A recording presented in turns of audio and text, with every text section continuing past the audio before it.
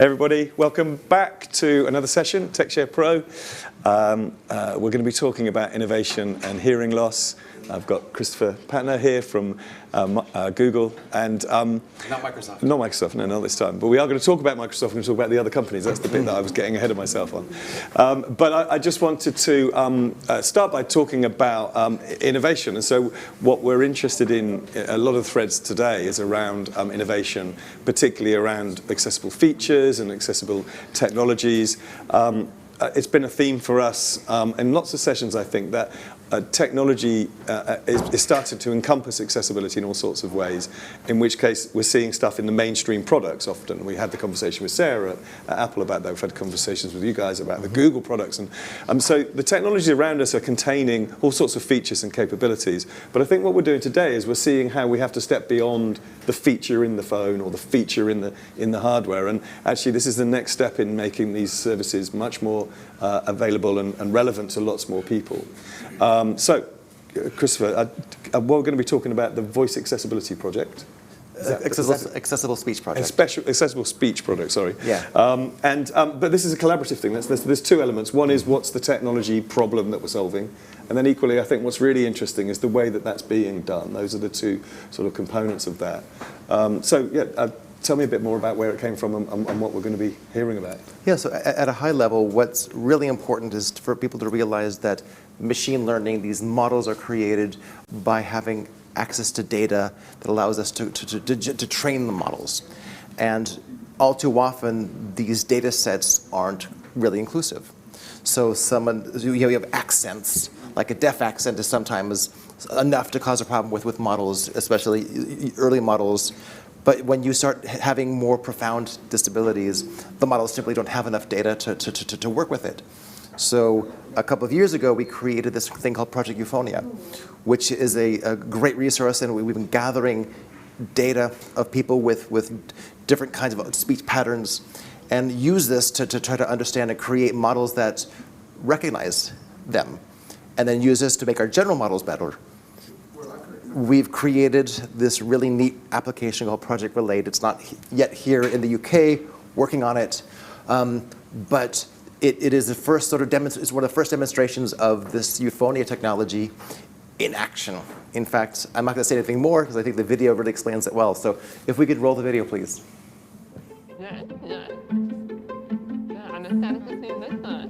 Communication is a fundamental human need. And I think it's also a basic human right. I'm Audrey Lee, a brand manager at Google. More specifically, I'm a namer. And it's a lot of fun to say that I'm a professional namer. I have a type of muscular dystrophy that affects the way I speak. I have always loved making new friends, but when people can't understand me at first, they have trouble getting to know me. It's as if there's an invisible barrier between us. I believe technology can help bring down that barrier. My name is Julie Catio. I'm a product manager at Google in the research team.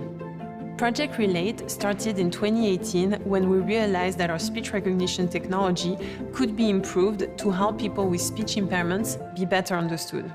Standard speech recognition doesn't always work as well for people with atypical speech because the algorithms have not been trained on samples of their speech.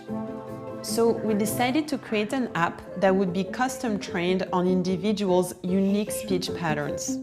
We named the app Relate because of what it enables you to do. To use the app, the first step is to record a set of phrases so it can get to know how you speak. The Relate app has 3 built-in features: Listen, Repeat, and Assistant. Listen transcribes everything you're saying in real time. So I have a custom voice model now. And Repeat repeats what you've just said in a clear computerized voice. message has a hot chocolate.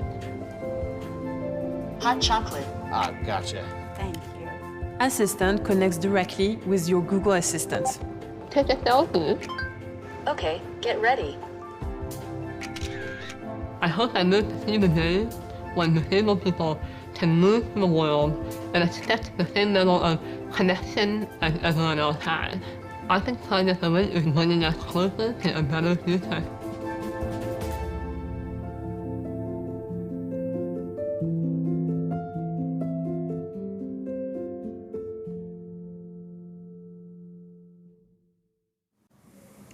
That's, as you said, that's an incredibly simple way of explaining the problem and the solution, isn't it? Because it brings it to life about the voice being, the person's voice being not being understood, and then on the other side, as you're saying about the machine language, that machine language has to get more and more smarter with more and more input. So presumably, what's happening here is you're building up a bigger and bigger data bank, which makes the smarts smarter. Yes. And then equally with the step on from Google, what's the relationship in terms of the collaboration? Why is that important with these other partners, and how is that sort of shaping up now? Because it's still at early stages. So, Yeah. So in 2019, we held an AI for accessibility meeting in San Francisco, and one of the takeaways was that voice models really require a lot of data, and no one really has a lot of access to data. So conversation happened amongst Amazon, Apple, Google, Microsoft, and Meta, where we agreed to let's share the data we have to create something that could be helpful for everyone. So we are working with the University of Illinois as sort of the consulting institution. They're the ones that own the data. They're the ones that are building the tools to input more data. They're the ones responsible for labeling the data and making sure that it's useful for our purposes, both in terms of research and also application. So they're the ones who are the owners. So big tech, we don't have access to the data. We have access to the information, but it's not our data. And through this, we hope to empower new kinds of innovation around speech technology. Project Relate that we just saw feeds into our corpus for Project Euphonia. And that gives them their own individualized voice model. So you saw Aubrey there being able to take a selfie, ask for a hot chocolate, engage in life. And what they get, and they recite these phrases, and they get this model that allows them to use their device.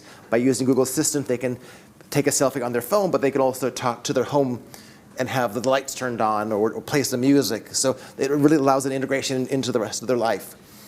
We get access to this data, and we'll make our general models more robust.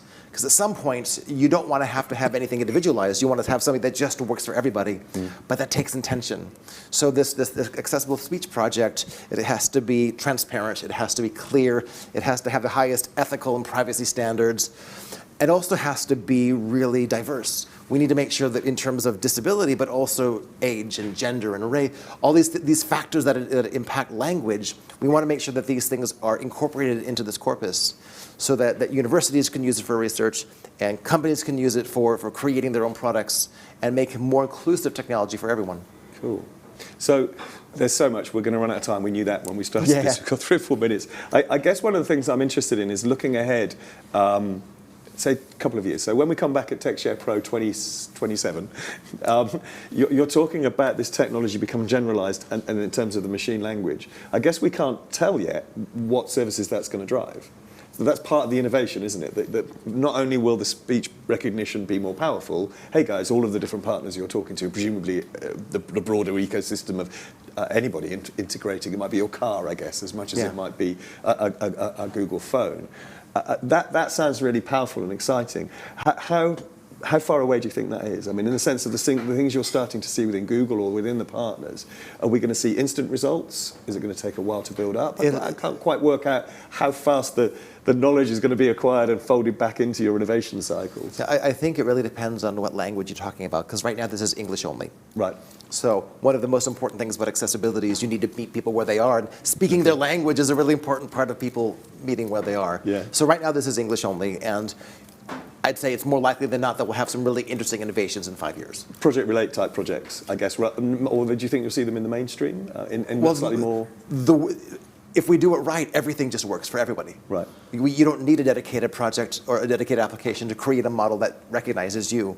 If we have enough information that's secure and private and helpful and diverse, we can create a product that just works for everyone, regardless of who they are. Yeah. I mean, that's the dream. We may never hit that in 5 years, but that has to be where we get to. That has to be the North Star in terms of where we're going. And I'm assuming that's what's made it possible for those names that you mentioned, which none of us would expect to work together particularly in the grand scheme of things. That's the dream, is that's the bit that's pulled that partnership together and created the permissions, all the God knows what the legal conversations might It was fun. It was fun. But honestly, we're funding this. Each of these companies are providing money to support the University of Illinois to do this. They're the ones who own this. We are contributors, and we are also recipients of it. Yeah. This is its own thing, and we're participating. And you stand to gain by whatever you make of it. We all stand to gain by what we make of it. For me, what's important is we start adding more languages over time, because I think that's where the real power is when you start speaking more and more languages, then more and more people get to be helped. Pardon me. It's fantastic. Well, it's great that we had this little chance. These 15 minutes popped up. This project is amazing. We've heard about it a couple of times. I know it's an accessibility project at its core, and so it demonstrates that the culture of collaboration is there, that's then going to drive the innovation. I think that's why this is such a special piece of work that's going on, because of the names you've mentioned and also the quality of the relationships you've built there and how it's set up. So it sounds fantastic. And I'm, as I say, I really am looking forward to I'm disappointed to learn it's going to be 2027. I'm definitely going to be finding out in 2023 where it's got to, but it's a fantastic thing to find out. There's loads of information on the internet about it, actually. Absolutely. Because it was launched in the summer. So do go and have a look at that. But thank you so much for coming and explaining it, because it's such a great project. My pleasure. Thank you. Thank you.